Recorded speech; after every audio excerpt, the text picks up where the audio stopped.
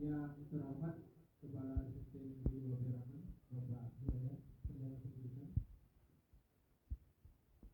Yang kami hormati Bapak Ibu Guru, staf tata usaha SMP Negeri Waberaman, serta narasumber kita pada siang hari ini, Ibu Meta Hidayat, Magister Pendidikan. Puji syukur atas kehadiran Allah Subhanahu wa Ta'ala, yang mana berkat rahmat nikmat kesempatan alam kita bisa berkumpul di kantor ini dalam rangka diseminasi penyebaran pemahaman dan penerapan pengalaman budaya positif. Yang kedua, selawat berikan salam tetap tercurahkan kepada Nabi besar kita, Nabi Muhammad SAW. Semoga kelak kita akan mendapatkan syafaat darinya. Amin ya rabbal alamin. Baiklah, langsung saja kami di sini selaku pembawa acara akan menyampaikan susunan acara. Yang pertama pembukaan, yang kedua sambutan dari kepala sekolah, yang ketiga penyampaian materi atau penyebaran materi yang akan disampaikan langsung oleh Ibu Meta. Yang keempat diskusi, tanya jawab, dan yang terakhir penutup. Untuk membuka acara kita pada hari ini, marilah kita buka dengan melafazkan basmalah. Memasuki acara yang kedua yaitu sambutan, yang mana sambutan akan disampaikan oleh Kepala SMP Negeri 2 Beraman kepada Bapak Hidayat. Kami persilakan. Assalamualaikum warahmatullahi wabarakatuh.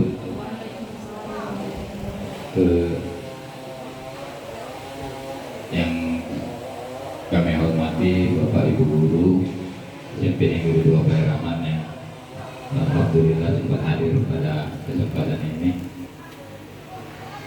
Ibu Meta Hidayat MPD selaku pemateri dan juga narasumber dalam kegiatan praktik baik pada hari ini. Langsung saja Bapak Ibu, beberapa hari yang lalu Ibu Meta ngomong kami bahwa beliau akan mengadakan suatu kegiatan lokakarya yang berkaitan dengan guru penggerak, dan kami tanggapi dengan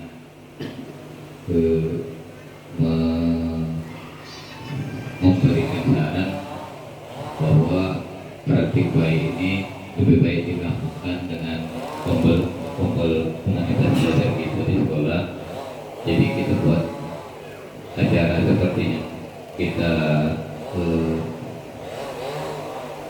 lakukan sekarang, dan alhamdulillah pada hari ini ada kesempatan, ada waktunya sehingga kita bisa mengadakan kegiatan ini walaupun terkesan agak dadakan karena kami ngomong semalam di grup WA. Jadi Bapak Ibu, tidak banyak yang kami sampaikan. Yang terpenting kami mengharapkan apapun kegiatan yang kita lakukan di sekolah, kegiatan yang dilakukan oleh guru penggerak di sekolah kita, marilah sama-sama kita support, marilah sama-sama kita dukung. Karena apa? Ini merupakan termasuk seperti yang tertera di judul kegiatan kita pada hari ini, penyebaran pemahaman dan penerapan pengalaman budaya positif. Jadi apapun kegiatan itu harus kita support selama itu mengarah ke arah hal-hal yang positif, hal-hal yang membangun, hal-hal yang menambah wawasan kita, termasuk wawasan-wawasan yang baru, sehingga bisa kita terapkan ke depannya, kita implementasikan di dalam kegiatan belajar mengajar di sekolah kita. Barangkali itu saja yang dapat kami sampaikan, dan kami harapkan juga para bapak ibu selaku peserta pada hari ini dapat mengikuti kegiatan ini dari awal sampai akhir, sehingga nantinya dapat tercapai apa-apa yang menjadi tujuan dari kegiatan lokakarya dan praktik baik ini. Kami akhiri dengan billahi taufiq wal hidayah. Wassalamualaikum warahmatullahi wabarakatuh. Dengan terima kasih kepada Bapak Hidayat atas sambutannya. Memasuki acara yang ketiga, yaitu penyampaian materi yang akan langsung disampaikan oleh Ibu Meta Hidayat. Kepadanya kami persilakan.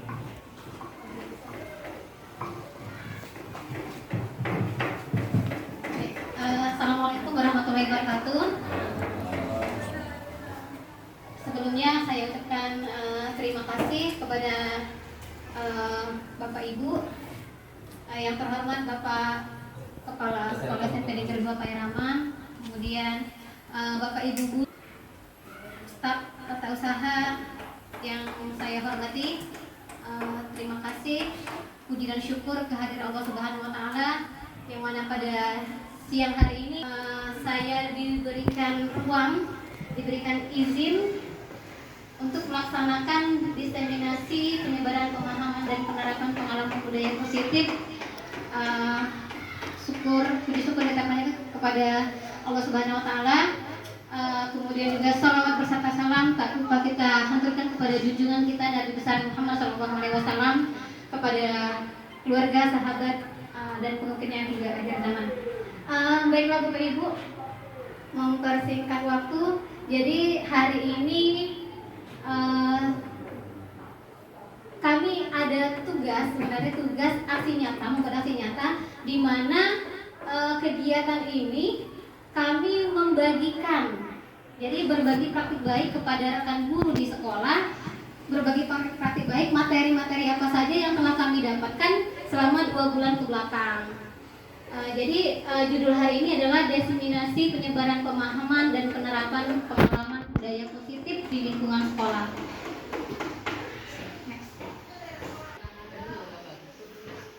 Oke, jadi 2 bulan ke belakang ini kami mempelajari modul 1. Jadi untuk informasi bagi teman-teman rekan guru yang ingin mengikuti guru penggerak, nantinya insya Allah dibuka di bulan Agustus kabarnya di ujung. Nanti ada pembukaan CGP. Ayo berbondong-bondong kita ikuti, siapa tahu kan lebih banyak CGP supaya bisa menggerakkan sekolah kita agar lebih baik lagi. Jadi materi di modul itu ada 4 modul. Jadi modul 1 sampai modul 4. Di modul 1 di modul 1.1, 1.2, dan berikut juga dengan yang 2, 3, dan 4-nya. Jadi ada 1.1 sampai 1.4. Jadi yang pertama yang dipelajari di modul 1 adalah filosofi pendidikan. Kemudian nilai dan peran guru penggerak. 1.3-nya visi guru penggerak. Hingga kemarin minggu lalu kami membahas masalah budaya positif. Berawal dari materi 1.1, filosofi Ki Hajar Dewantara. Bapak Ibu masih ingat kan siapa Bapak Ki Hajar Dewantara? Ini adalah Bapak pendidikan kita. Bapak pendidikan, menurut beliau, pendidikan itu adalah menuntun segala kodrat yang ada pada anak, yaitu kodrat alam dan kodrat zaman. Jadi pendidikan itu dia harus mengikuti perkembangan dan kebutuhan anak. Perkembangannya perkembangan apa? Perkembangan alam dan perkembangan zaman. Alam, jadi dia disesuaikan dengan karakter dia, umur dia, kemudian di mana dia tinggal. Zaman juga karena kita sudah makin tahun, makin hari itu semakin berkembang, gak mungkin kita mengajari anak zaman sekarang kita samakan dengan zaman kita dulu. Karena dulu Facebook saja kita rasanya belum ada. Di zaman kita waktu di SMP, terutama pengalaman saya sendiri. Tidak mungkin kita menutup mata, biarlah pendidikan kami di zaman kami dulu misalkan berhasil. Inilah lihat kami, waktu dulu kami berhasil kok, masih tetap memakai kurikulum yang lama. Kita menutup mata misalkan dari kurikulumnya, dari perkembangan saat ini. Rasanya tidak mungkin. Kenapa? Ya kita juga kasihan sama anak kita yang lain berkembang, kok kita di sini-sini saja. Nah, begitu juga dengan kita guru. Nggak mungkin kita kalah dari siswa. Rata-rata siswa sudah punya gadget gitu kan. Nggak mungkin kita tak baca pakai HP sementara mereka sudah melanglang buana menggunakan HP. Seperti itu. Itu menurut yang pertama menurut Ki Hajar Dewantara. Kemudian pendidikan harus berpihak pada murid sesuai minat, bakat dan kemampuan murid. Jadi pendidikan itu kita itu apa-apa itu harus disesuaikan dengan murid. Bagaimana kemampuan dia, kemudian bakat dia. Jadi di sini Ki Hajar Dewantara menyatakan tidak ada anak itu yang bodoh. Jadi tugas kita guru menggali di mana sih letak potensi yang bisa kita gali pada seperti itu. Dari minatnya, karena setiap anak tidak mungkin memiliki kemampuan matematika yang sama misalnya. Jadi kalau zaman dulu terutama pengalaman saya, kalau anak yang pintar matematika pasti otaknya pintar kayak gitu. Ternyata tidak demikian. Mungkin dia otaknya cerdasnya ada di kesenian, kemudian mungkin narasi dia di bahasa Indonesia, atau mungkin di kemampuan-kemampuan lainnya. Mungkin ada juga yang seniman kayak gitu ya. Jadi tidak serta-merta dia dari segi kognitifnya saja. Kemudian peran pendidik diandaikan bagai seorang petani dan murid merupakan bibit. Itu menurut Ki Hajar Dewantara. Sebagaimana yang kita ketahui, tugas petani adalah menanam, bercocok tanam. Jadi teknik bagaimana petani tadi itu bisa menghasilkan hasil panennya nanti yang bagus, itu tergantung dari bagaimana petani itu bertanam, bagaimana dia merawatnya. Sementara bibit, siswa itu diandaikan suatu bibit. Jadi segala sesuatu yang bisa kita lakukan itu akan mempengaruhi output mereka nanti di di tujuan pembelajaran yang akan datang, seperti itu. Itu bahwa peran pendidik itu diandaikan sebagai petani. Kemudian pendidikan harus menerap krinologi pendidikan. Ingasa suselodo, ingagia, mangun kurso dan tuduri handayani. Itulah sering kita ya. Lanjut. Kemudian ini membahas masalah nilai guru penggerak.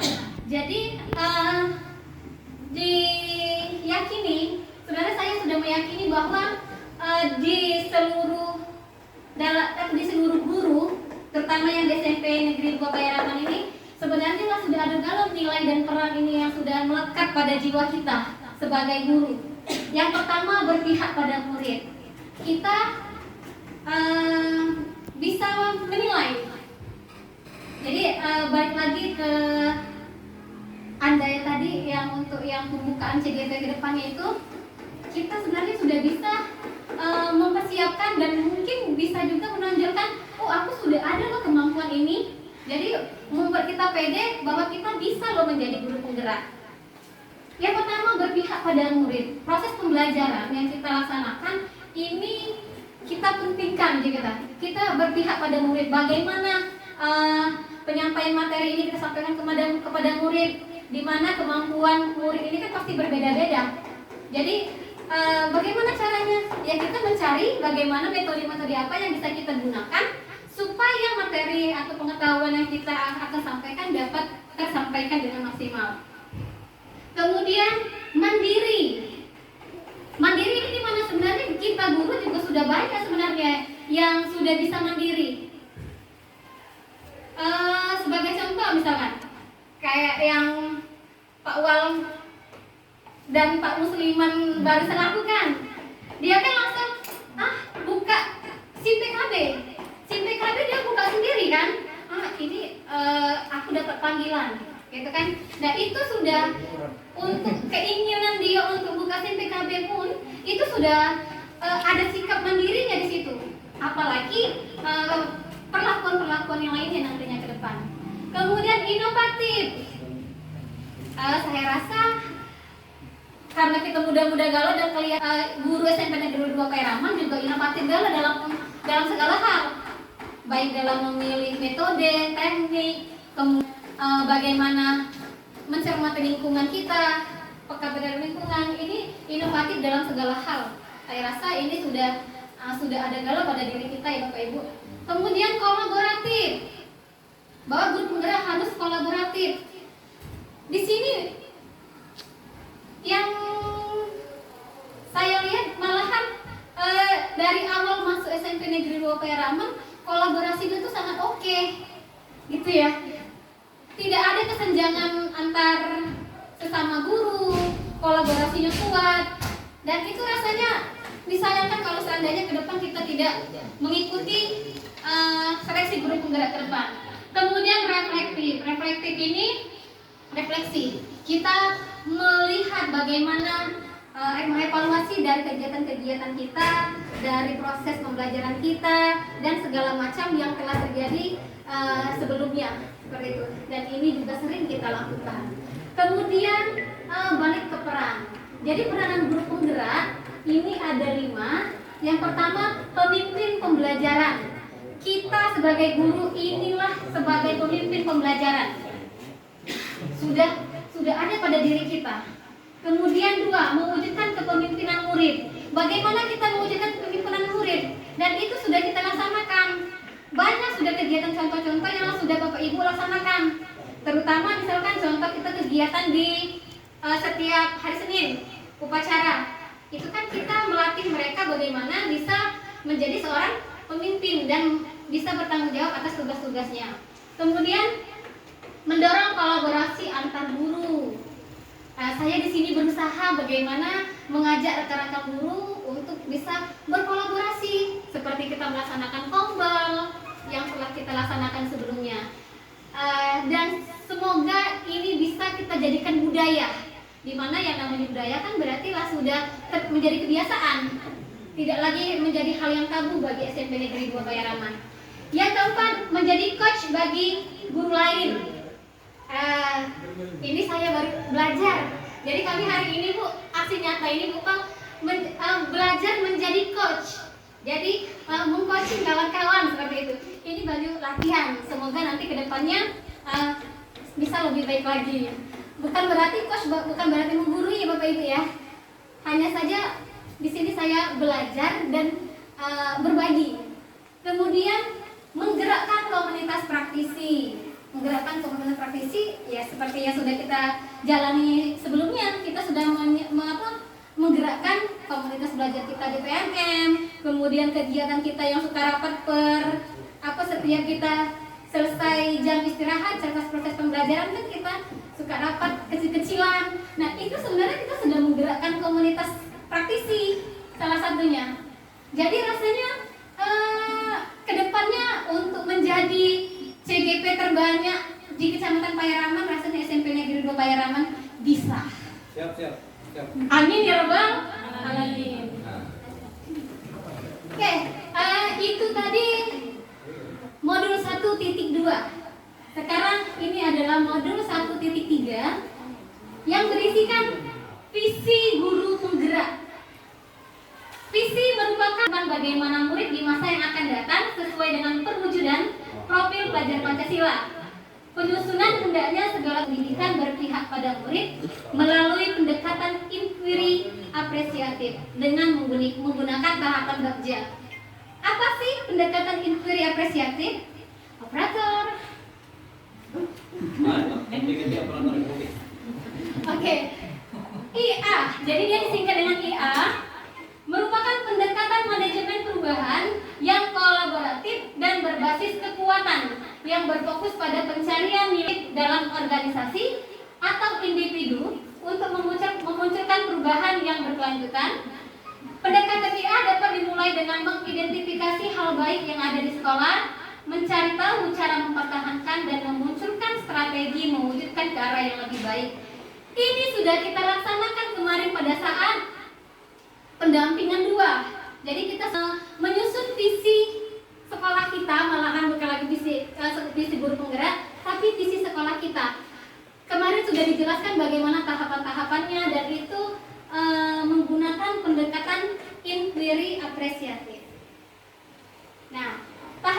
Bagja. Jadi Bagja ini kemarin kita langsung saja Bapak Ibu pada saat kita menyusun visi kemarin. Nah sebenarnya tahapan untuk Bagjanya yang pertama, Bagja itu merupakan singkatan atau awalan dari kegiatan-kegiatan itu. B. Buat pertanyaan utama. Buat pertanyaan utama. Kemudian A. Ambil pelajaran. G. Gali mimpi bersama. J. Jabarkan rencana. Dan A. Atur eksekusi. Ya. Oke. Jadi buat pertanyaan utama. Membuatnya gimana? Mengapa murid kita misalkan, jadi di sini saya memisalkan kurangnya kesadaran siswa untuk melaksanakan pemungutan sampah secara gotong royong misalnya. Jadi di sini kita berpertanyaan, mengapa sih murid tidak peduli kita? Jadi itu membuat pertanyaan utama dulu. Yang kemudian tindakannya apa yang bisa dilakukan? Itu ada 4 tindakan yang bisa dilakukan. Melakukan observasi, kemudian memberikan pandangan kepada murid, ya kita memberikan wejangan pada saat kita di kelas, kemudian berdiskusi dengan kepala sekolah dan rekan guru, dan kemudian mencari referensi mengenai cara bagaimana menumbuhkan rasa peduli siswa terhadap lingkungan sekolah. Kemudian A, ini ambil pelajaran. Jadi di sini siapa yang pernah berhasil? Jadi kita mencari ambil pelajaran. Oh, aku dulu pernah, misalkan ada rekan guru lain. Aku pernah loh menumbuhkan rasa peduli siswa tadi yang tadinya tak galak mengungut sampah seorang, tahu-tahu kan galak mengungut. Ini loh caranya. Nah, jadi di sini ada tindakannya melakukan kolaborasi dengan orang lain yang pernah melakukan hal demikian. Seperti itu. Kita singkat saja Bapak Ibu ya. Jadi di situ diandaikan ada 3 pertanyaan dan kemudian ada 2 tindakan. Selanjutnya G, gali mimpi. Jadi ini kita gali mimpi, kita tuh mengandaikan, kita tuh memimpikan. Kira-kira bagaimana sih kedepannya kalau seandainya program itu berhasil misalnya. Kebiasaan baru apa yang akan dirasakan? Jadi yang tadinya sampah tadi misalkan banyak, tiba-tiba misalkan budaya tadi cara tadi bisa kita temukan, kira-kira kebiasaan baru apa yang muncul supaya sampah-sampah tadi misalkan tidak lagi berserakan. Ternyata misalkan pagi-pagi itu anak sebelum masuk ke lingkungan, bagaimana perasaan saya ketika melihat murid saya peduli dengan lingkungan. Misalkan terlihat ke badar yang tadinya galak merebut, tahu-tahu dia tanpa disuruh lalu nulis sampah duluan. Ya Allah, rasanya senang hati. Kan kita bermimpi tadi Bapak Ibu ya. Kemudian 3, hal-hal apa saja yang dapat mendukung agar sikap peduli itu terus tumbuh dan berkembang. Jangan berubah. Bagaimana cara menumbuhkan konsisten di dalam diri siswa agar sadar terus bahwa sampah itu tanggung jawab kita bersama. Seperti itu. Kemudian tindakannya apa? Membuat model belajar dan menyusun program kebiasaan. Itu tadi. Jadi kita susun supaya kelas tadi ini bersih, terus ruangan lingkungan bersih. Kita susun saja setiap belum jam pelajaran 5 menitnya misalkan mau sampah gerakan semut misalkan. Gerakan semut selama 5 menit. Rasanya kalau gerakan semut selama 5 menit tadi itu seluruh siswa dikerahkan, rasanya tak mungkin tak berkurang sampahnya. Walaupun tak seluruhnya, 20%, 30% bisa lah berkurang dari sebelumnya. Kemudian nomor 2, menjadikan kelas dan lingkungan sekolah milik bersama. Kalau kita merasa memiliki, rasanya tanpa disuruh lagi. Sama halnya kita di sekolah ini. Kalau kita merasakan nyaman di sekolah, di kelas, rasanya karena kita merasa memiliki, yuk ini rumah kami. Jadi kalau seandainya kotor, ya kita seorang dengan yang susah, yang tak nyaman. Nah, bagaimana cara kita menumbuhkan rasa memiliki dengan siswa, terhadap lingkungan sekolah kita. Kemudian mempraktekkan kegiatan-kegiatan baik secara berkelanjutan, konsisten tadi melalui program-program yang bisa kita susun. Itu gali mimpi. J, jabarkan rencana. Yang pertama, apa langkah pertama yang harus dilakukan menumbuhkan perkembangan langkah itu? Jadi tadilah sudah kita bermimpi, kita susun bagaimana langkah pertamanya. Jadi tadi contohnya tadi, Oh, apa kita buatkan IKA, apa kita buatkan itu, apa kita akan program ini. Nah, di sinilah letaknya, menjabarkan rencana. Tindakan apa? Susun kegiatannya. Oh, kita sebelum masuk tulis misalkan kita 5 menit lakukan gerakan semut. Ini misalkan kegiatan lain-lainnya. Nah, ini kegiatan menjabarkan rencana. A-nya atur eksekusi. Oke, yang dianggap atur eksekusi ini siapa saja yang bisa kita libatkan dalam menyusun rencana tadi. Kemudian kapan rencana akan dimulai, bagaimana cara mengukur prosesnya berhasil atau tidaknya. Jadi kita susun juga indikator yang bisa kita tampilkan di situ. Bagaimana rencana tindak lanjutnya, kemudian bagaimana cara menjaga budaya positif ini agar tetap berkelanjutan. Kemudian tindakan berkoordinasi dengan kepala sekolah tentunya, kemudian mengajarkan guru, mengatur strategi menumbuhkan rasa peduli tersebut. Kemudian nomor 2, melaksanakan strateginya, langsung eksekusi. Yang ketiga, menyiapkan wadah atau tempat mengekspresikan. Itu tadi wadah tadi berarti itu ya masalah sampah tadi berarti lingkungan. Kemudian membiasakan budaya itu, kalau segala sesuatu yang sudah kita biasakan itu akan menjadi budaya, sehingga akan menjadi budaya positif di sekolah kita. Oke. Nah, kalau sudah menjadi kebiasaan, akan memunculkan, melahirkan budaya positif. Jadi di sini budaya positif merupakan perwujudan dari nilai-nilai atau keyakinan universal yang diterapkan di sekolah. Ini sudah masuk ke modul pembelajaran 1.4. Sangat kuat. Oke. Budaya positif dapat mendorong murid untuk mampu berpikir, bertindak dan mencipta sebagai proses memerdekakan dirinya sehingga murid mampu mandiri dan bertanggung jawab. Oke. Disiplin positif merupakan salah satu cara, artinya belajar. Mengacu penerapan ini bertujuan untuk mendisiplinkan diri yang dimiliki sehingga menumbuhkan rasa kesadaran serta tanggung jawab terhadap apa yang memberdayakan peserta didik tanpa imbalan. Jadi dia tuh sadar seorang, tak usah lagi, nah ampe kan itu kaki bapak hukum. Jadi tanpa lagi imbalan, jadi dia kesadaran lah tertanam, lah menjadi keyakinan. Oh sampai kok kalau seandainya kotor merusak pemandangan, kaki kotor, oh itu jadi sumber penyakit. Jadi ada keyakinan intrinsik di dalam diri anak, bukan lagi dari X faktor X, gitu kan? Kalau faktor X bisa jadi oh sampahnya aku pungut kaki di mana Pak Gita. Nah itu artinya masih ada pengaruh eksternal, bukan keyakinan, tetapi dia takut di aturan seperti itu. Kemudian disiplin positif merupakan kebiasaan hal baik mencakup sikap atau perilaku maupun tutur kata oleh warga sekolah. Jadi tadi 10 menit satu contoh tentang kebersihan. Budaya positif bukan hanya itu saja, tetapi dari perilaku anak, perilaku kita sebagai guru, kemudian budaya-budaya lainnya yang sifatnya menanamkan nilai-nilai positif bagi anak. Sebagai pendidik, tujuan kita menciptakan murid yang memiliki disiplin diri, kemudian berperilaku mengacu pada kebajikan universal dan memiliki motivasi dalam diri menuju perubahan perilaku ke arah yang lebih baik. Dalam menerapkan disiplin positif, hendaknya kita memiliki standar kepribadian, profesional dan sosial yang baik, di mana guru mampu merefleksikan dirinya dalam posisi kontrol saat ini. Bagaimana perjalanan dirinya sebagai amom yang menuntun muridnya menjadi lebih baik dan bertanggung jawab. Nah, tadi saya sedikit lupa, ada kata among di situ. Jadi menurut Ki Hajar Dewantara, kita ini sebagai among, sebagai pamong yang menuntun.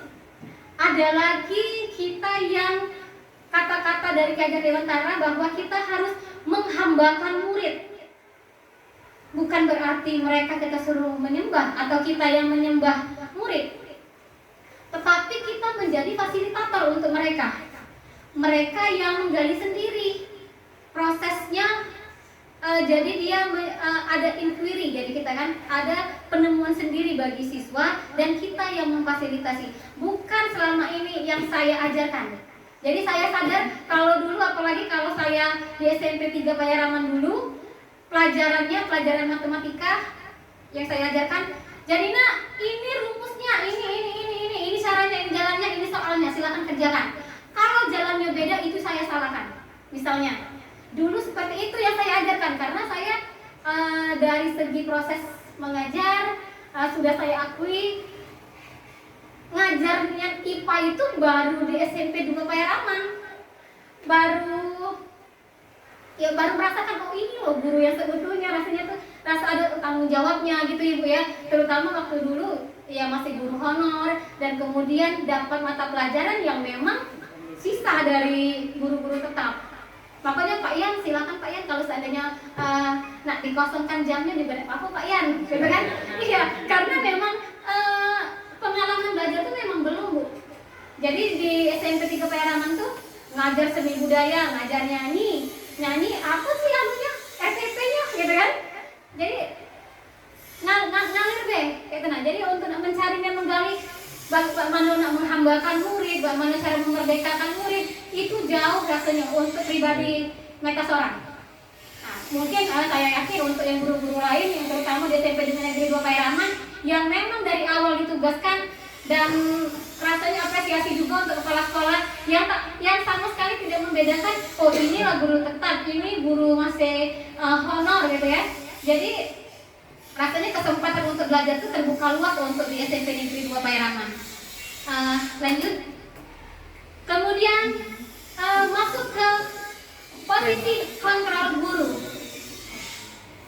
Jadi posisi kontrol guru ada 5 yang kami pelajari.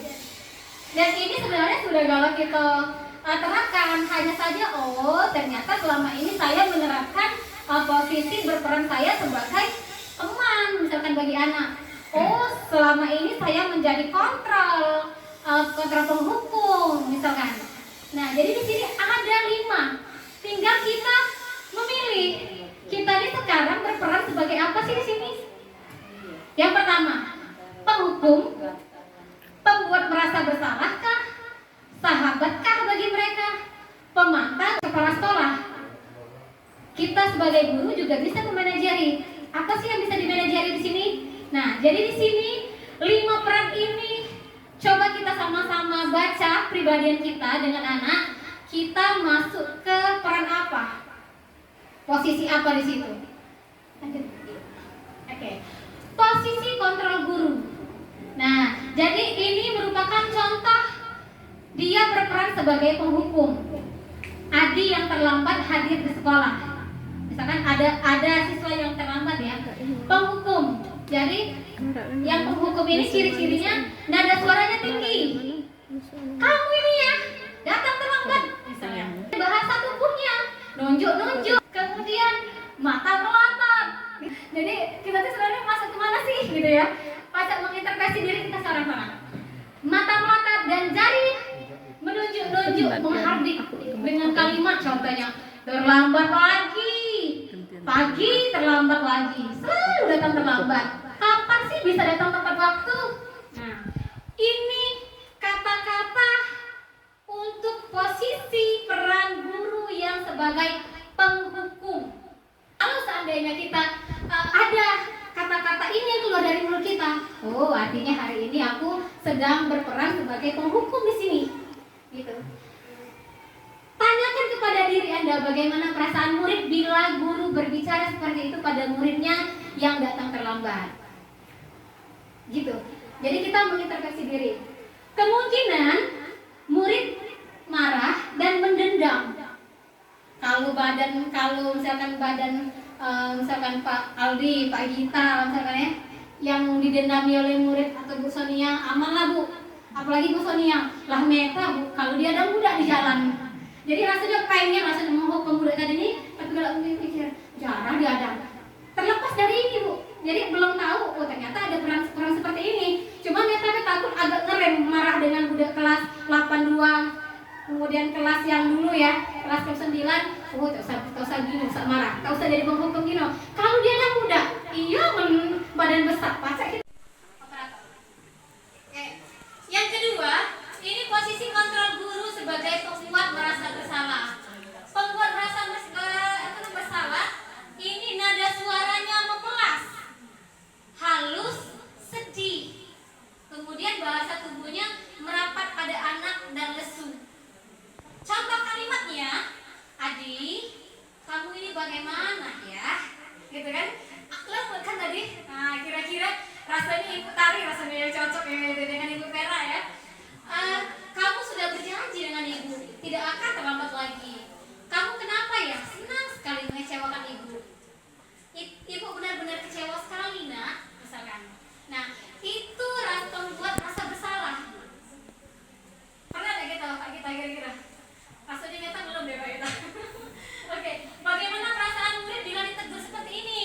Kayak gitu ya. Rasanya, oh iya aku rasanya. Nah, ada rasa kayak itu. Setidaknya dia yang tadinya dendam, kalau seandainya ini dia mengintrospeksi diri.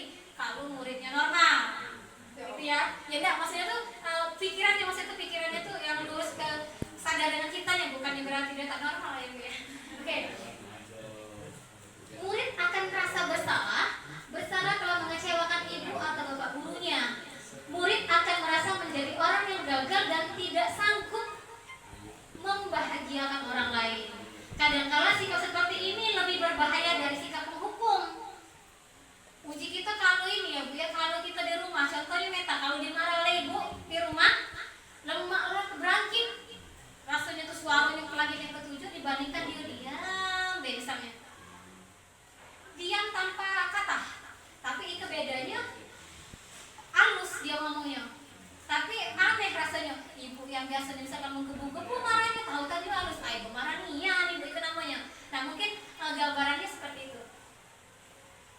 Murid tuh bisa menumpahkan amarahnya walaupun dengan cara negatif. Murid tertekan seperti ini tiba-tiba bisa meletus amarahnya dan bisa menyakiti dirinya sendiri dan orang lain. Itu kalau seandainya dia tadi tak terkontrol emosinya gitu. Jadi bagaimana caranya kita tadi itu menghaluskan kata-kata kita yang tadinya kasar misalnya. Ya, itu juga mengajari saya sendiri, bukannya untuk menggurui orang lain ya Bapak Ibu ya. Ini contoh dari peran guru tadi sebagai pembuat rasa bersalah. Kemudian yang ketiga, posisi guru sebagai sahabat. Rasanya banyak ya, terutama ibu-ibu mungkin ya. Sahabat, nada suaranya tuh ramah, akrab, bercanda, galak-galak, apa namanya itu, guyonan dengan kawan. Kemudian bahasa tubuhnya merapat pada murid, mata dan senyum jenaka. Jadi dia tuh memainkan matanya dan kemudian galak berlelucon dengan siswanya. Adi, ayolah bagaimana sih kamu? Kemarin kan kamu sudah janji pada Bapak. Kenapa terlambat lagi? Nah, ini kata-kata yang biasanya disampaikan kepada siswa yang sudah kita anggap sebagai teman. Jadi perlakuan kita pada mereka tuh akrab. Jadi mereka tadi itu menganggap kita, ayo ya, takutnya kaki marah Pak. Nah, beda halnya kan dengan orang ini, takut kaki marah Pak, uang mati kaki gitu. Nah, itu perbedaan antara misalnya tadi yang sahabat dengan penghukum tadi misalnya. Nah, murid, bagaimana hasilnya kalau seandainya kita memperlakukan ini? Ini kan teorinya, masalah teksnya, prakteknya, itu bisa kita praktikkan nanti di kelas. Murid akan merasa senang dan akrab dengan guru. Ini termasuk dampak positif. Hanya saja di sisi negatifnya, murid tergantung pada guru. Di mana masalah dia merasa bisa mengandalkan guru. Aku kan galak dimaafkan baik misalkan oleh Pak Wang misalnya. Akibat lain dari posisi teman, Adi hanya akan membuat sesuatu bila yang menyuruh adalah guru tersebut. Jadi maksudnya tadi itu dia hanya menganggap satu guru yang menjadi temannya tadi. Gitu. Ini kalau seandainya kita buat dia sebagai sahabat. Karena tidak semua guru yang bisa membuat murid sebagai sahabat. Otomatis dia akan melakukan hal yang berbeda terhadap guru lain karena guru lain mungkin tidak seakrab itu dengan dia. Lanjut. Selanjutnya posisi guru sebagai pemantau. Ini yang keempat. Pemantau ciri-cirinya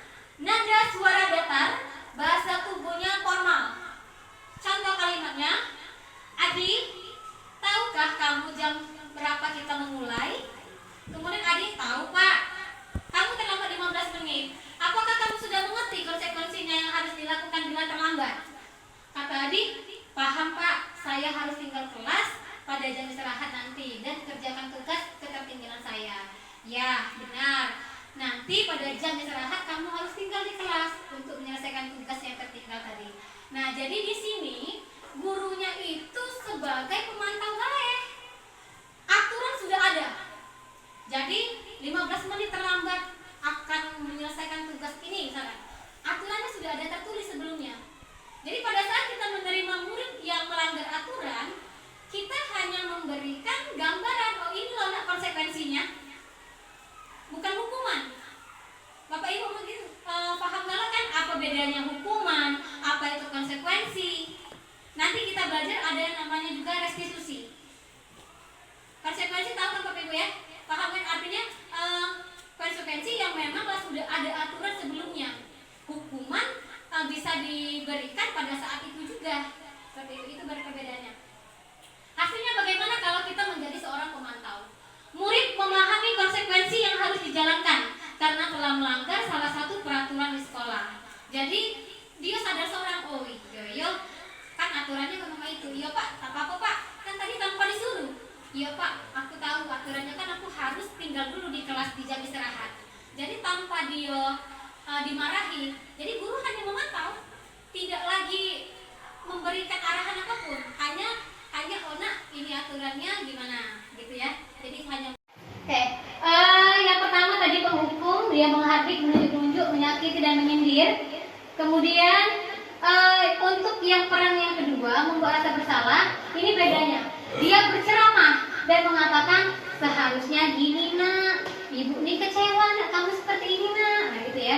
Jadi ini membuat orang merasa bersalah. Bagaimana seperti kita memperlakukan mereka sebagai teman, membuatkan alasan-alasan untuk muridnya.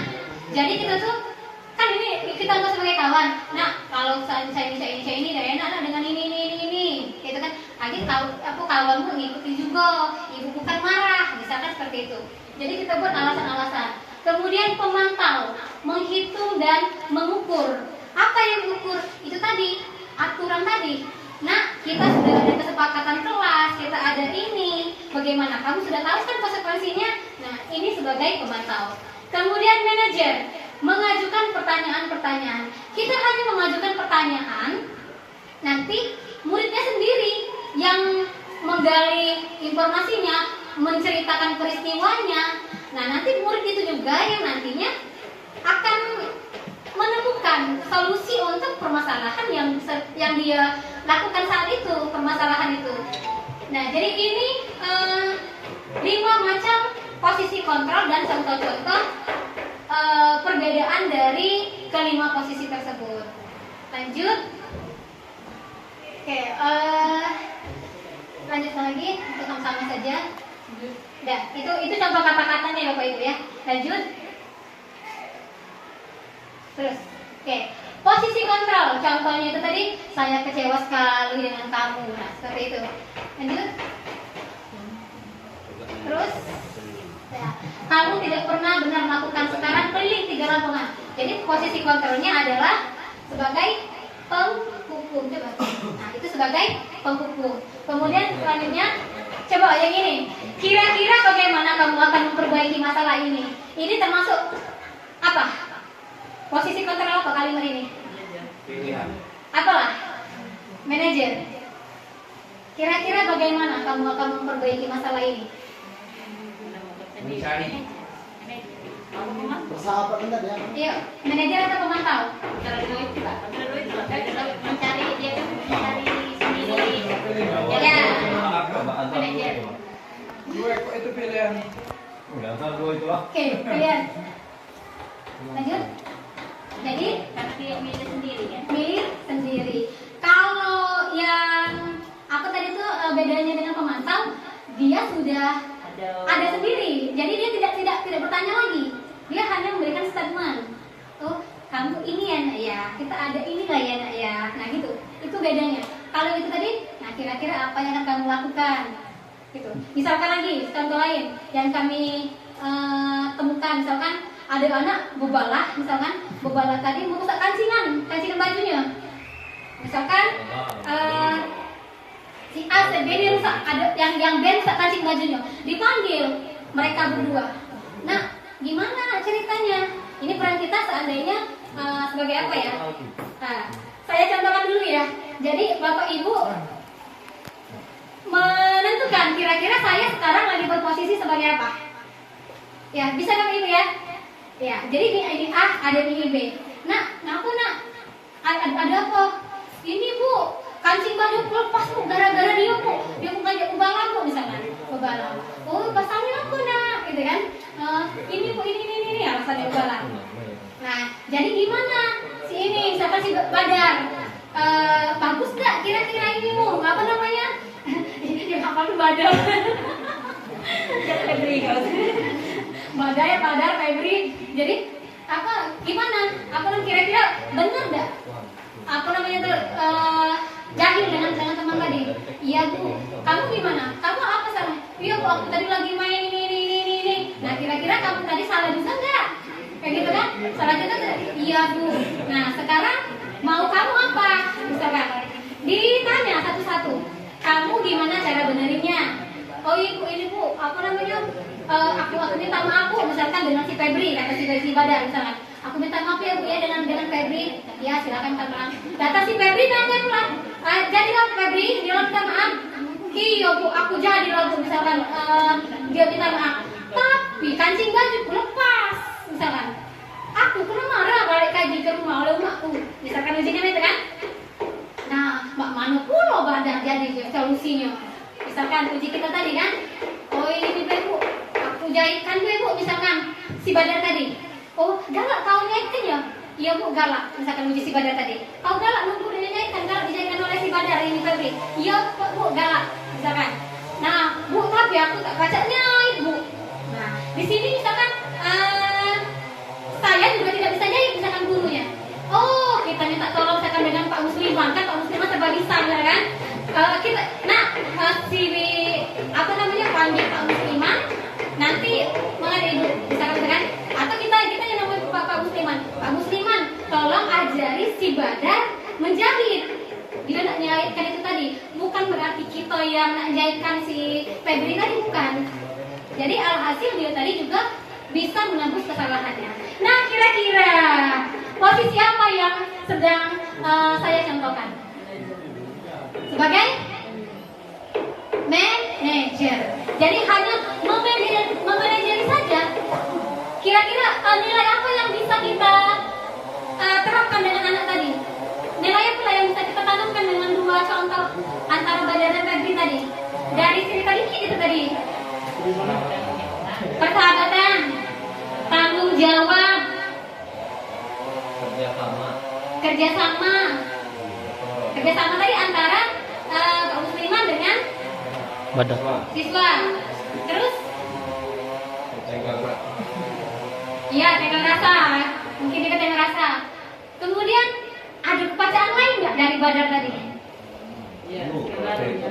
Iya, dia ada keterampilan hidup jadinya kan.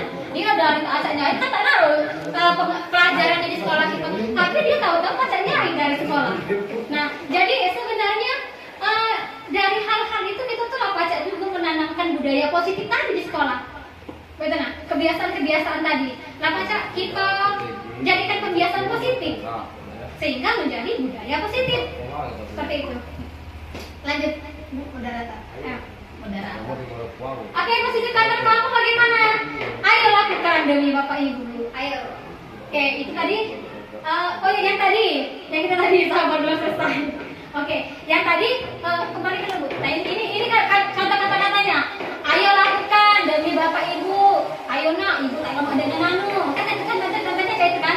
Ayo gitu nah. Jadi dia tadi tak lemak karena dia tadi menganggap tidak sebagai ada rasa tak lemaknya dengan Ibu tadi. Jadi dia merasa persahabatan lagi dengan gurunya, bukan rasa takut. Itu sahabat. Lanjut. Nah, kalau yang ini gimana? Kamu terlambat 15 menit. Apa kamu sudah mengerti konsekuensi yang dilakukan bila terlambat? Jadi apa? Jadi Pak Wali yang tadi? Jadi ini posisi sebagai pemantau. Dia mantau doang. Aldi tidur Bu, Aldi.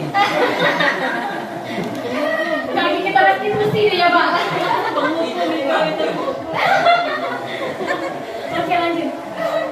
Oke, pemantau ya. Oke, jadi itulah tadi 5 posisi kontrol.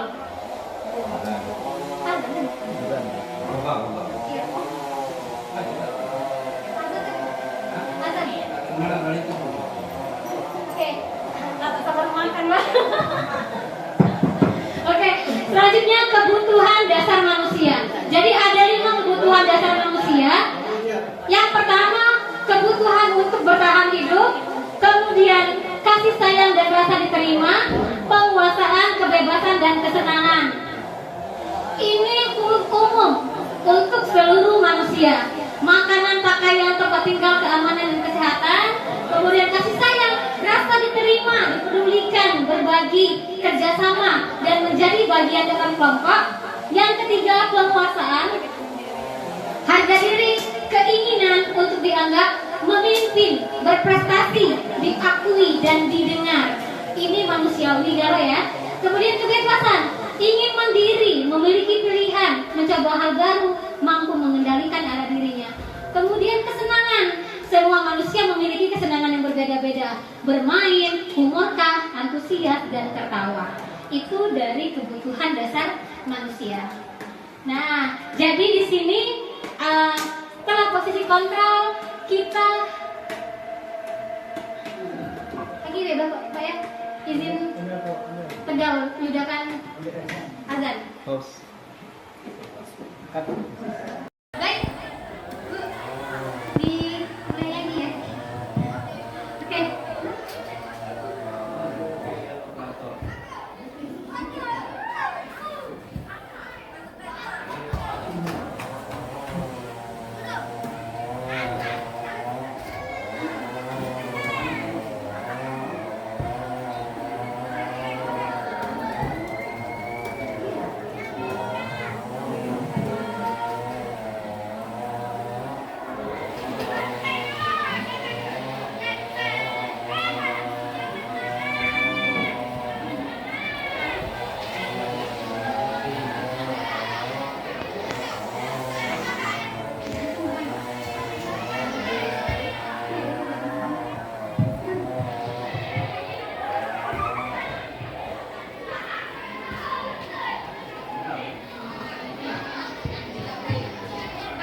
Baiklah, akan kita mulai kembali. Jadi di sini kita akan membahas masalah segitiga restitusi. Segitiga restitusi merupakan suatu proses dialog yang dijalankan guru atau orang tua agar dapat menghasilkan murid yang mandiri dan bertanggung jawab. Segitiga restitusi membantu murid memiliki tujuan, disiplin positif, dan memperbaiki dirinya setelah berbuat salah. Kemudian juga segitiga restitusi bukan hanya untuk menebus kesalahan, namun untuk belajar dari kesalahan. Kita contohkan tadi dari persoalan yang ada kita hadirkan tadi, yang soalan Adi tadi. Jadi di sini ada segitiga restitusi. Segitiga restitusi ini adalah cara kita menyelesaikan persoalan tadi. Ada 3 tahapan sebagaimana namanya. Yang pertama, menstabilkan identitas. Yang kedua, memvalidasi tindakan yang salah. Kemudian menanyakan keyakinan. Oke, yang pertama, menstabilkan identitas. Langkah pertama dalam merestitusi adalah menstabilkan identitas. Jadi tujuannya untuk membantu anak mengubah dirinya dari yang sering salah menjadi sukses. Kalau anak melanggar aturan karena butuh perhatian, itu tandanya dia sedang bingung. Nah, jadi ini adalah statement-statement yang ada. Berbuat salah itu manusiawi, namun baiknya sebelum bertindak itu perlu dipikirkan. Kemudian tidak ada manusia yang sempurna.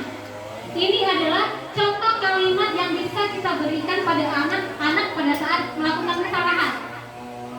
Yang saya contohkan tadi, misalkan yang tadi si Wadah di Sepri tadi. Kemudian Bapak Ibu juga pernah melakukan kesalahan seperti itu, tertarik mencari siapa yang salah, tapi Bapak Ibu ingin mencari solusi dari permasalahan ini. Kemudian kamu gak berhak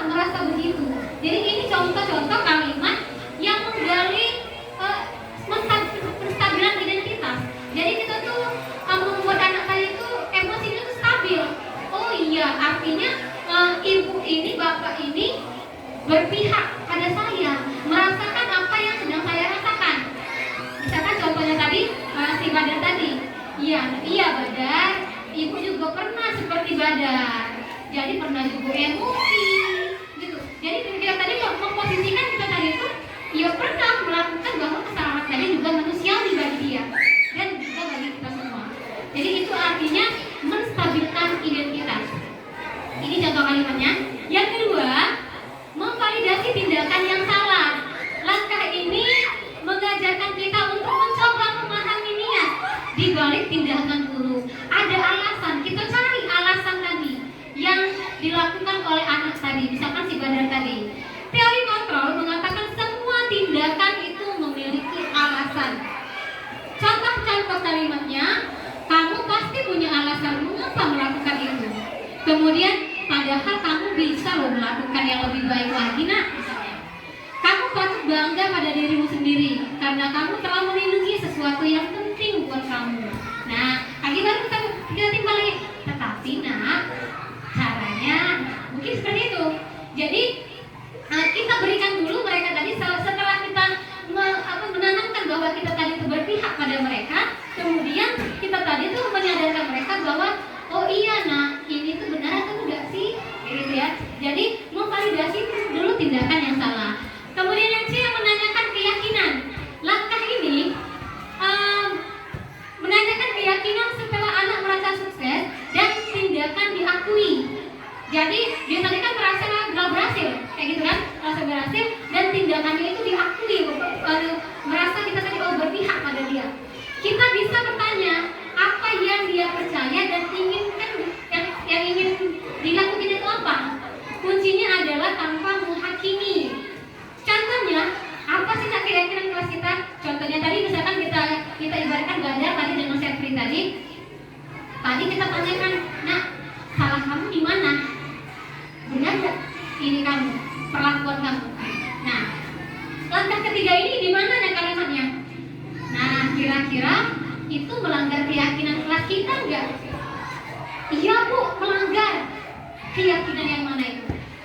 Tidak menghargai teman di keyakinan kelas atau kesepakatan kelas, itu kita harus menjaga keharmonisan antar teman, saling menghargai, kemudian kasih sayang. Itu yang kita tanamkan kepada anak sehingga nantinya menjadi keyakinan.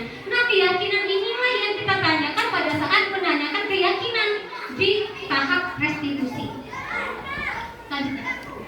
Nah, ini ada 9 ciri-ciri restitusi. Yang pertama, belajar dari kesalahan, bukan menebus kesalahan. Yang kedua, memperbaiki hubungan. Ketiga, menawarkan, bukan memaksa. Menawarkan. Kita akan menanyakan tadi kan. Kemudian yang keempat, restitusi diri adalah cara terbaik. Nyadarkan diri artinya. Apa namanya itu? Introspeksi diri. Yang kelima, menuntut untuk melihat ke dalam diri. Jadi kita tuh menggali yang apa yang dirasakan oleh anak. Yang keenam, mencari kebutuhan dasar yang mendasari tindakan. Tadi ada 5 kebutuhan dasar. Termasuk kemana dia tadi? Entah itu kesenangan dia. Oh, aku senang bermain.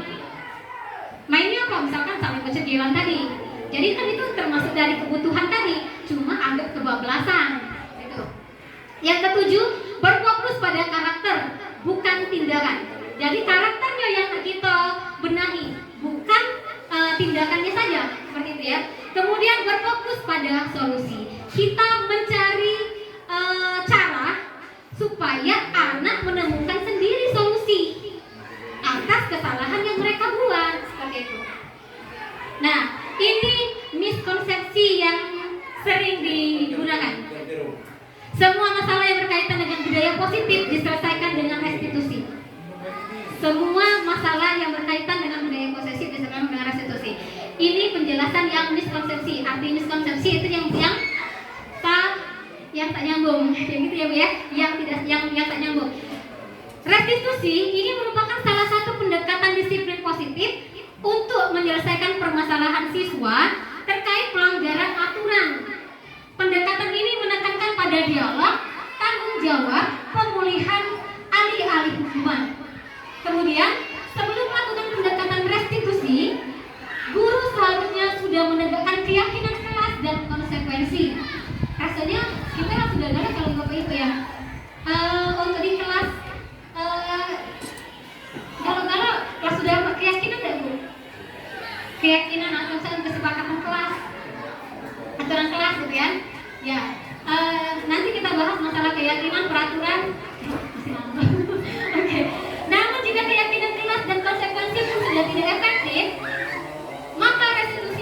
pilihan terbaik. Jadi penting untuk diingat bahwa segitiga restitusi tidak selalu tepat untuk semua kasus. Jadi nak dipilih-pilih dulu kasusnya, sesuai nggak kira-kira, mampu nggak kita mengubah siswa tadi. Tergantung kasusnya. Kalau kasusnya apa ya, yang hukum apa namanya itu, kriminal misalnya, ya kan kriminal, ya tidak mungkin lah kita misalkan merestitusi. Kalau dia kriminal misalkan itu bawa sabu-sabu misalkan, ya kan nggak mungkin lagi kita, nah kamu jangan nak ya lagi main kayak itu kan sudah pihak yang berwajib seperti itu ya. Kemudian segitiga restitusi mungkin tidak dapat menyelesaikan masalah secara tuntas, khususnya untuk pelanggaran berat seperti kekerasan fisik atau vandalisme dan pelanggaran yang mengakibatkan kerusakan yang tidak dapat diperbaiki seperti cedera fisik atau kerusakan properti yang parah. Diperlukan intervensi yang lebih tegas dan terstruktur untuk memastikan keamanan dan ketertiban sekolah. Lanjut. Yang kedua, keterbatasan kognitif, kurangnya motivasi dan pengaruh keluarga. Murid dengan keterbatasan kognitif dan intelektual, termasuk berkebutuhan khusus atau gangguan mental, mungkin kesulitan memahami proses segitiga restitusi. Ya artinya tuh yang cepat nyambung lah ibu ya. Seandainya kita yang menerapkan segitiga restitusi tadi dan mengambil tanggung jawab atas perbuatannya. Jika murid tidak mau berubah dan tidak termotivasi untuk menyelesaikan masalah serta ada konflik atau masalah di rumah, dapat mempengaruhi perilaku murid di sekolah sehingga segitiga restitusi mungkin tidak menyelesaikan akar permasalahan. Untuk kasus ini, maka utamakan pembinaan hubungan yang dapat membangun rasa percaya murid dulu kepada gurunya. Selanjutnya, lanjutkan lagi deh, Pak. Jadi itu sekelumit masalah segitiga restitusi. Nilai-nilai kebajikan, nilai yang disepakati bersama itu adalah nilai kebajikan yang tadi yang kita sepakati bersama, lepas dari suku, bangsa, agama, dan bahasa maupun latar belakang. Contoh nilai kebajikan institusi atau organisasi ini Pramuka Pancasila, kemudian ada BYP nanti singkatannya, dan keterampilan hidup, beriman bertakwa, kemudian toleransi, dapat dipercaya dan sebagainya, sesuai yang ada di slide-nya. Selanjutnya, mengapa keyakinan kelas bukan peraturan kelas? Bapak Ibu ada yang tahu nggak beda keyakinan dengan peraturan? Langsung kita diskusi kalau Bapak Ibu ya. Peraturan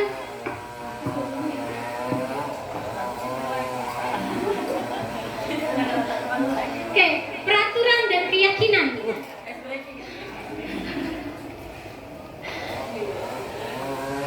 Oh iya, harusnya sih ada tadi. Iya, aduh. Ya, oke. Oke, Bapak Ibu atau Pak Ian bisa mencerahkan misalnya apa sih Pak beda peraturan dengan keyakinan? Peraturan itu dibuat, keyakinan dirasakan. Ya. Oke, peraturan itu dibuat. Mana Bu tadi? Nah, peraturan itu dibuat, keyakinan itu dirasakan, gitu ya. Jadi peraturan itu ekstrinsik berarti Pak ya. Kalau keyakinan itu intrinsik pada diri. Jadi peraturan, iya peraturan kita baca banyak. Nah, ini aturan kelas kita. Untuk mencetuskan, menyusun peraturan itu bisa nggak kira-kira dari langsung dari gurunya? Bisa nggak? Bisa. Ini aturan sekolah kita.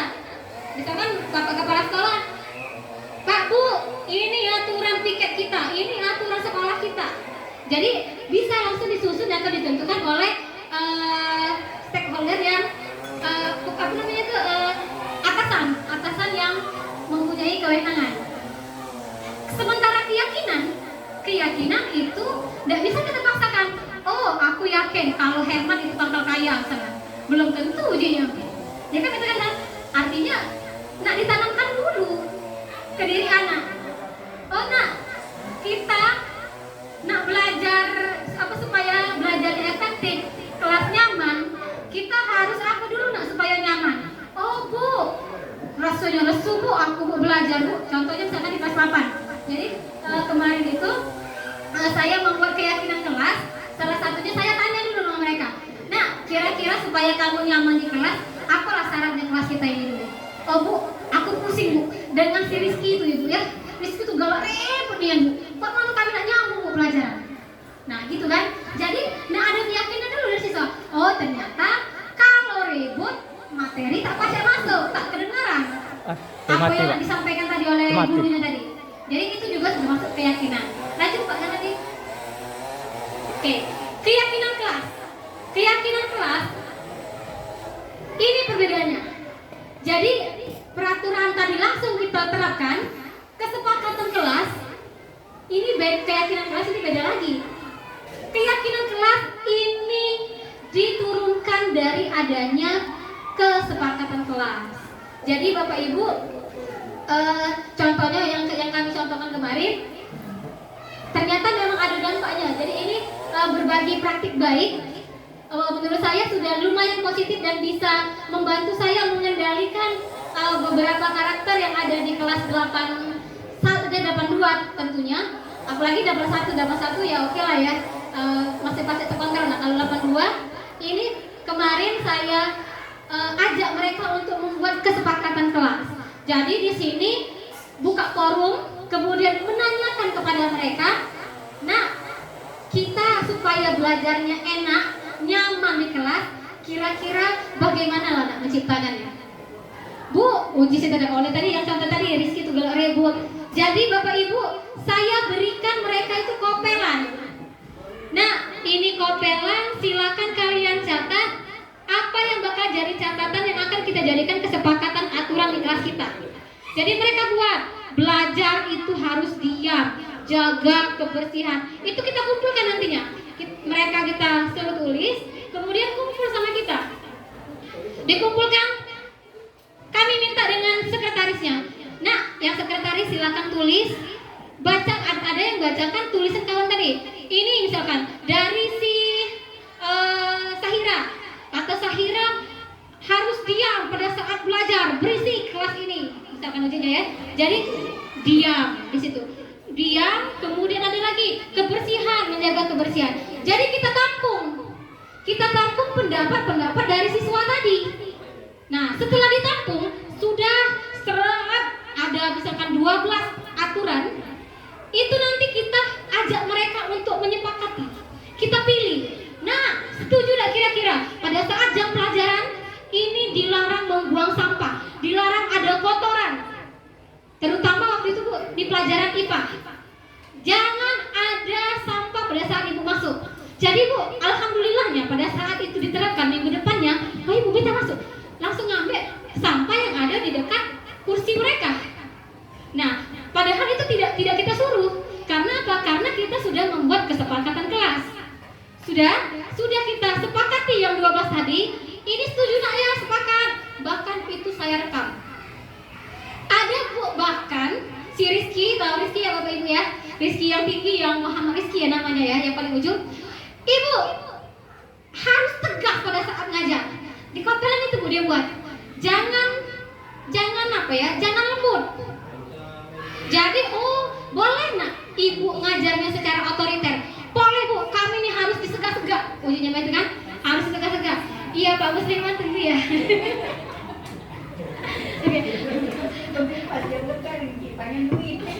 Oke, jadi harus disegak-segak Bapak Ibu ujinya. Boleh Bu, tak apa-apa Bu, kami nak dipukul. Boleh Bu, Bapak Ibu nak nampar. Boleh Bu, Ibu nak pukul kami nak pakai sapu. Boleh. Nah, Ibu rekam loh ujikannya. Ibu rekam. Memang pada saat itu kami rekam bahkan 42 menit. Di HP itu penuh tuh juga rata-rata gara-gara setiap pembelajaran itu saya rekam. Gitu. Jadi, nah ini direkam. Jadi kalau seandainya nantinya Ibu emosi terus terlempar, kamu luka, jangankan orang tua kalian, polisi beda asal nangkap Ibu. Karena kita ada rekaman, kita punya kesepakatan dan itu kalian yang ide dari ibu. Iya bu, udah apa-apa bu, kami ini harus ditegaskan dengan bu. Nah itu kalimat yang keluar dari kelas 81. Jadi itu salah satu nilai positif yang saya terapkan di membuat keyakinan kelas. Jadi 12 kelas sudah, itu saya minta mereka untuk mencatat di buku mereka. Saya tuh sebenarnya tapi tidak ada kewenangan untuk menempel di kelas karena saya bukan wali kelas 81. Gitu. Jadi saya minta mereka untuk mencatat di buku catatan IPA-nya di depan sekali. Jadi nak, sebelum kita memulai catatan pelajaran IPA, kalian harus ingat dulu kesepakatan kelas kita pada saat pembelajaran IPA. Seperti itu Ibu. Nah, jadi itu kesepakatan kelas. Jadi kesepakatan disusun dan dikembangkan bersama-sama antara guru dan murid. Itu yang sudah saya lakukan. Kemudian kesepakatan kelas yang menuntun nilai-nilai positif akan berujung pada keyakinan kelas. Sekarang pada saat saya memasuki kelas 82, itu tanpa lagi diminta, kesepakatan sudah ada dan mereka juga meyakini, oh, tidak boleh nih ibu nih kalau kotor tak nyaman kelas pada saat belajar. Itu langsung tertanam dengan diri mereka. Jadi itu bedanya antara kesepakatan dan keyakinan. Benar kata Pak Yulianto tadi bahwa keyakinan itu mengenai rasa. Rasa keyakinan yang pastinya tidak bisa kita paksakan dengan anak karena rasa kita pasti berbeda. Kemudian kesepakatan kelas adalah perjanjian atau aturan yang disepakati oleh guru dan murid untuk menciptakan lingkungan belajar yang nyaman dan produktif. Kemudian keyakinan kelas merupakan kesepakatan kelas yang diyakini bersama oleh guru dan murid selama proses pembelajaran. Jadi itu beda antara kesepakatan dan keyakinan kelas. Selanjutnya Pak. Nah, langkah-langkah menyusun keyakinan kelas ini yang kemarin saya lakukan, yang saya contohkan tadi, meminta siswa untuk menulis keyakinannya, membahas keyakinan yang telah ditulis, kemudian memilah keyakinan kelas, kemudian tadi dipilah dari 12 tadi, kemudian mengubah keyakinan agar menjadi kalimat positif. Kalimat positifnya apa? Dilarang membuang sampah sembarangan, gitu misalnya di dalam kelas. Kemudian menyepakati keyakinan kelas, itu langkah-langkahnya. Kemudian ini contoh, sebenarnya ini video tadinya nak ditampilkan, sebenarnya nak namanya durasi sebenarnya tadi itu. Jadi keyakinan kelas di sini ada video. Ini video pada saat saya mengajak siswa untuk membuat keyakinan kelas. Saat saya melibatkan murid dalam membuat dan menyusun kesepakatan dan keyakinan kelas menggunakan kertas kopelan dan disepakati bersama. Lanjut. Alhamdulillah. Ya. Sebentar, Bapak. Durasi itu masih agak kurang. Tadi itu nambah tadi. Ini memberikan contoh sedikit ya, Pak ya.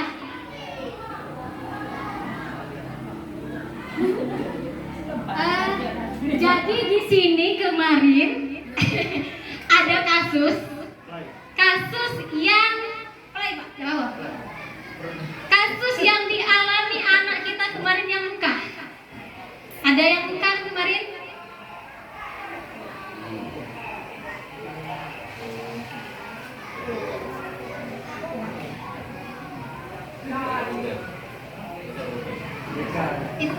Pemain pemeran utamanya Ibu Rahmi dan Pak Gita.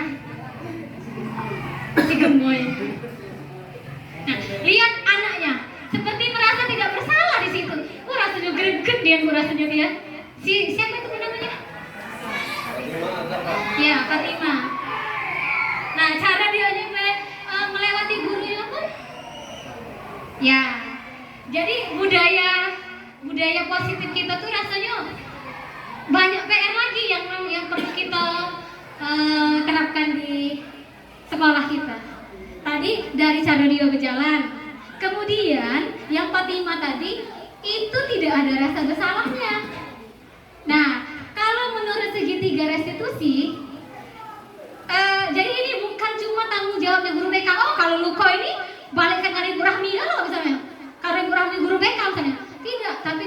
tanggung jawab kita bersama-sama. Karena permasalahan ya kan guru dulu, baru BK ya Bu ya, baru ke kalau tidak diselesaikan baru ke Waka, baru ke kepala sekolah. Jadi kan ada alurnya. Jadi kita di sini juga sebagai guru BK-nya bagi anak-anak. Nah, jadi di sini bisa nggak kira-kira kita terapkan segitiga restitusi tadi untuk kedua anak yang bermasalah ini, baik pelaku maupun korban. Jadi disinilah segitiga restitusi yang bisa kita terapkan. Menurut saya ini ada bisanya, karena ini kemarin itu Ibu sebenarnya Pak Gita ya, saya takut kalau lukanya besar pacak jadi kriminal, orang tuanya tak terima, kan itu juga pasti kita omongkan dengan itu. Tapi luar biasa Pak Gita di situ kemarin jadi pemantau apa Pak jadinya? Ininya tadi kemarin posisi kontrolnya. Kontrol lah modelnya. Iya, enggak Pak, kita kan tadi nggak belajar, jadi kami bertanya dengan Pak Gita. Posisi kemarin yang Bapak ambil apa lah? Menghukum. Pak. Itu manajer. Manajer gitu ya. Oke. Oh, dapat tanda itu yang Pak Gita. Jadi padahal kita belum belajar loh posisi kontrol tadi, tapi kita sudah menerapkan posisi kita sebagai manajer. Jadi di situ memang dari segi penilaian, coba saya tanya dulu dari sudut pandang Bapak Ibu. Ini kan posisi apa namanya, segi pandang saya. Ada sudah posisi yang terbaik di dalam hati saya. Kalau dari Bapak Ibu, posisi yang paling baik itu sebagai apa? Dari 5 posisi, penghukumkah, sahabatkah, manajer, pembuat rasa bersalah, atau pemantau? Manajer. Yang mana? Manajer. Manajer. Iya, semoga kita bisa menjadi manajer ke depannya di SMP Negeri 2 Payaraman. Siapa tahu sudah jadi manajer di dalam kelas, pacak manajer di sekolah, akhirnya ya jadi Cak Padaya gitu ya. Ya Pak ya? Iya. Oke. Ini contoh dari segitiga restitusi ini. Mohon Bapak izin Bapak Ibu ya, tak apa-apa kamu tidak lihatkan ada yang lanjutkan situ, di situ deh untuk yang selanjutnya. Iya, yang lainnya tonton sedang videonya. Agar mengurangi durasi. Bukan. Artinya dari ini yang ke situ mantap.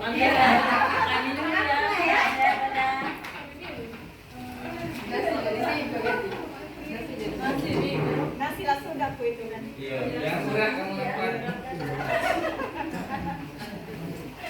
Iya kan baik kan kita. Iya. Pak lagi siswa lah. Iya. Balik. Balik kan?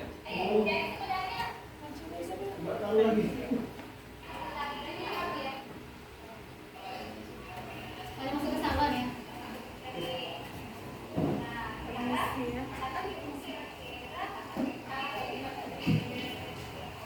Nah, ini cara untuk Oke, jadi ini contoh kegiatan restitusi yang saya lakukan di kelas 81. Kasus pertama, ini ada anak yang membuat sahirannya nangis. Gitu. Jadi ditanya, ini proses identifikasi, kemudian ujungnya menanyakan keyakinan siswa.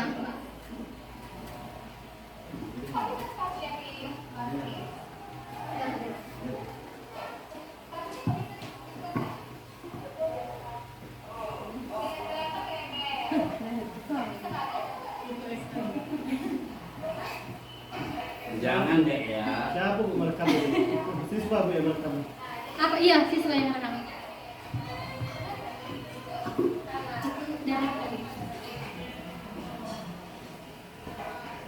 Wah, template itu ya.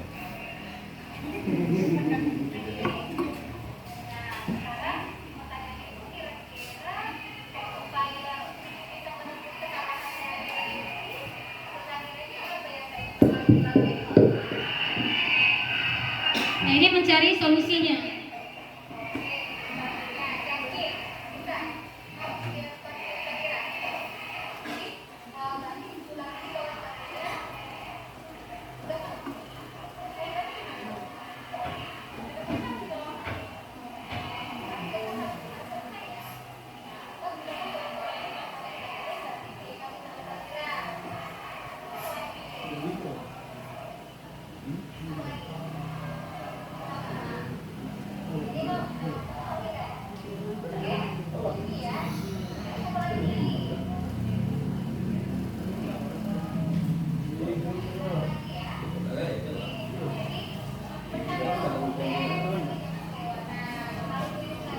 Awal. Awal. Proklamasi.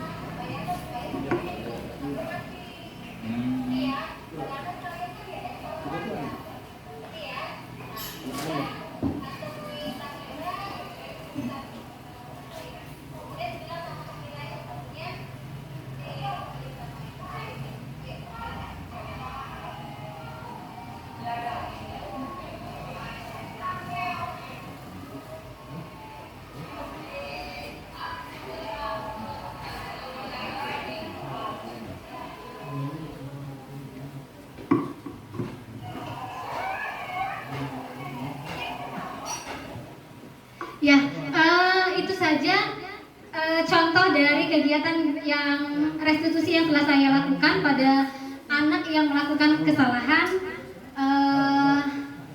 Mungkin itu saja yang dapat saya sampaikan. Kira-kira ada lagi tidak yang nak diskusi? Tidak ada lagi ya Bapak ya? Kira-kira sudah cukup? Ada Ya. pertanyaan. Ya, kalau ada yang ingin bertanya kami persilakan. Jawab Pak oleh Tenang aja. Apa Pak kita? Pak Wan tidak bertanya, tapi karena kami sibuk menjelaskan, kedengaran. Apa Pak Wal? Yang menjadi Pak yang tadi. Yang apa? Pak yang tadi peraturan apa yang tadi? Oh. Kalau peraturan itu Bu, mendapatkan berpikir. Peraturan tadi? Ya, peraturan itu berpikir. Hah? Kalau keyakinan itu perasaan. Perasaan? Iya. Iya. Oke. Cuma pendapat. Iya. Ada pendapat lain kira-kira? Mana Pak? Setuju lah? Cuma pikir. Kalau sekedar mencari bedanya, Enggak. kalau sekedar mencari bedanya, kira-kira kalau menurut kami itu dari pembuatnya Bu, antara peraturan dengan keyakinan itu dari pembuatnya. Kalau keyakinan, nah itu yang kebacanya resminya. Yang penting bedanya itu ada di pembuatnya. Pembuat anunya. Iya, iya Pak, setuju Pak.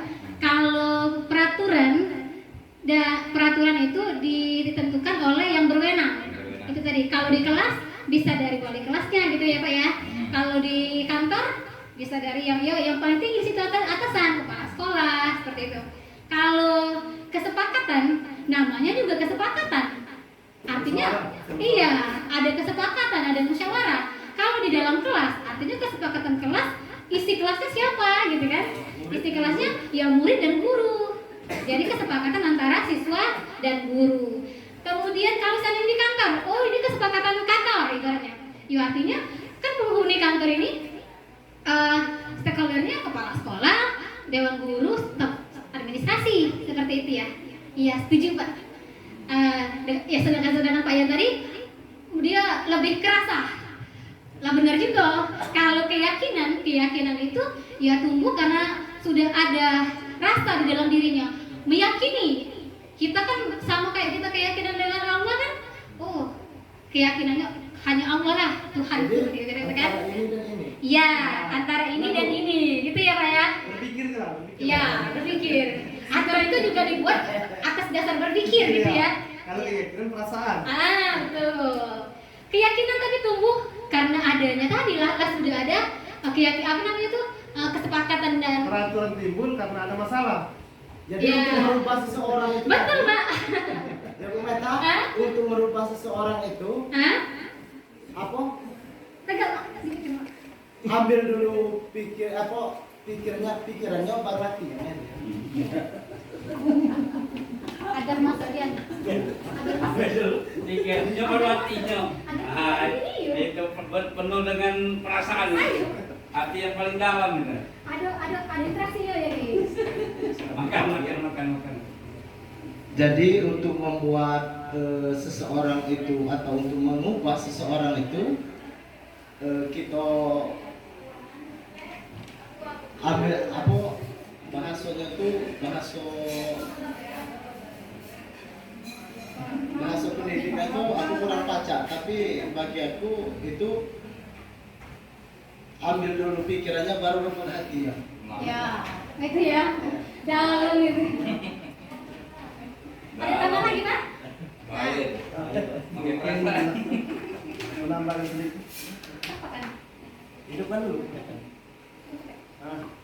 mungkin masuk Pak Gita itu membuat aturan itu dengan pikiran, terus harus diterima oleh perasaan. Ya. Nah, seperti itu kira-kira. Iya, betul. Oke, baik. Dan juga kata Pak Legi tadi, aturan itu muncul karena ada permasalahan. Ya, betul ya. Oke. Ya, mungkin itu saja yang dapat saya sampaikan pada siang hari ini. Terima kasih atas segala perhatian, kerjasama, dan kolaborasinya kita hari ini. Ya, saya akhiri dengan ucapan wassalamualaikum warahmatullahi wabarakatuh.